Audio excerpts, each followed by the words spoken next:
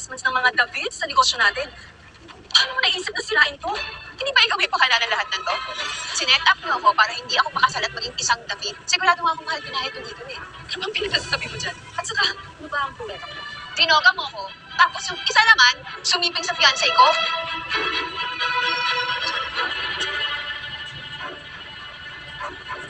Lang sana eh, ako nagpapagtangan mo. Parang inamin ko kay nanay natin. Sumusobra ka naman na yata. Dad, alam ko naman eh.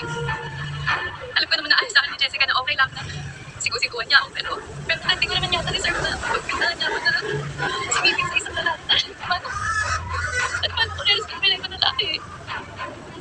Mag-sorry ka nga sa kapatid mo. Napakawalang iya mo. Ako nang ginawa ng mali, ako pa magsasorry? Walang iya ka talaga para pagpintahan yung kapatid mo? She's still a virgin. Virgin ka pa nga. Oo! Sino ka para magbitaw na? Alam ko, masakit kasi sa'yo pagkawala ng mami mo. At saka naiintindihan ko yung galit mo sa akin. Pero huwag mo naman sana idama yung kapatid mo.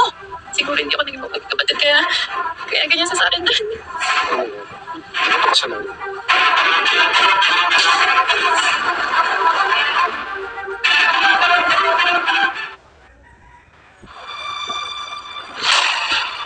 Binigyan ka rin ba ng tina to? Ingat ka pag nasobrahan ka, baka di mo kayanin. Tigilan mo na yung nonsense na yan. Pag sinumukit ang lola mo, James, hindi na kailangan malaman ba ito ng lola kasi matanda na yun. At saka, nangyagalit yun. Paano na lang si Jessica? Kung yung kasal na yan magpapasaya sa inyo, sige papayag na ako. Pero huwag na huwag nang kinadama si Lola dito.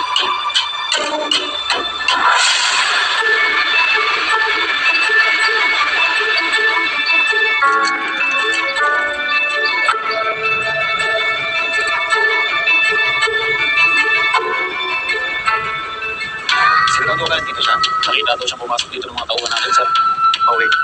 Masin-masin tumingin sa paligid. Mahirap yung babae nun. Susunod na magkita kami ulit. Pagtutuwa ko siya ng leksyon. Tara.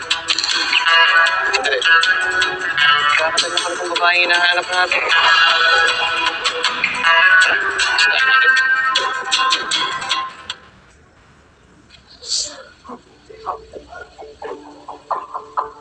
Jessica, kaya kong kalimutan yung tungkol sa video. Basta pag mula ngayon, susunod ka sa lahat ng gusto ko. At sino naman may sabi sa'yo na gusto ko lahat ng to? May iba nga ako. Kumusta naman sa kami kapatid ko? Kung gusto mong maayos lahat ng to, tumahimik ka. Wala ba? At sa tingin mo, napunta ako dito para ikasal sa isang gagong kagaya mo? Alam mo bang kaya kitang ipapalay kapag sinira mo?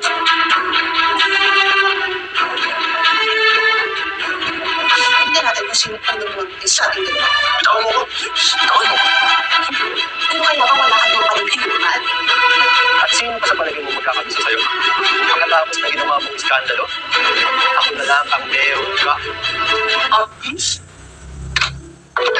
Mark! Ano yan dito? Pera? Ano naman nagagawa kay Mark to? Sinasaktan niyo ako. Nakakwenta. At ba lang sa babae, kamatalo ka? Beses ko bang sasabihin sa'yo, Jessica? Huwag mo sisirain yung mga plano ko.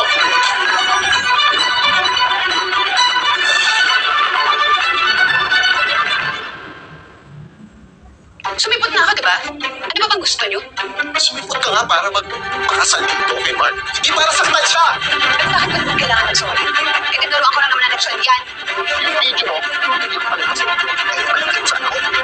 Kasi hindi na ako yung mayaman. Kaya kailangan makapatan ko sa sito na ito. Bagay, sa mga ito. Dapat makasal dito.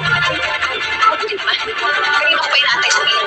Ang ibig sabihin, Itong anak kong patabon, ang ginilarapat sa akin. ang kapal ng mukha mo. Jessica, pinapalaan kita. Mag-sorry ka na kay Mark. Ngayon na. Hindi ako magsasorry. Sister, please. Vanessa, wag mo akong simulan. Mukha kang baliw sa ginagawa mo. Sabihin mo na yung gusto mong sabihin, pero di naman yata dapat gawin mo yan sa mapapangasawa mo. Mapapangasawa? Pero hindi niya rin ba naisip yun na nakipag-sex siya sa'yo? Ano sabi mo? Ano sinasabi niya, Mark? Huwag ka sa kanya, Mark. Wala ka ng kwento.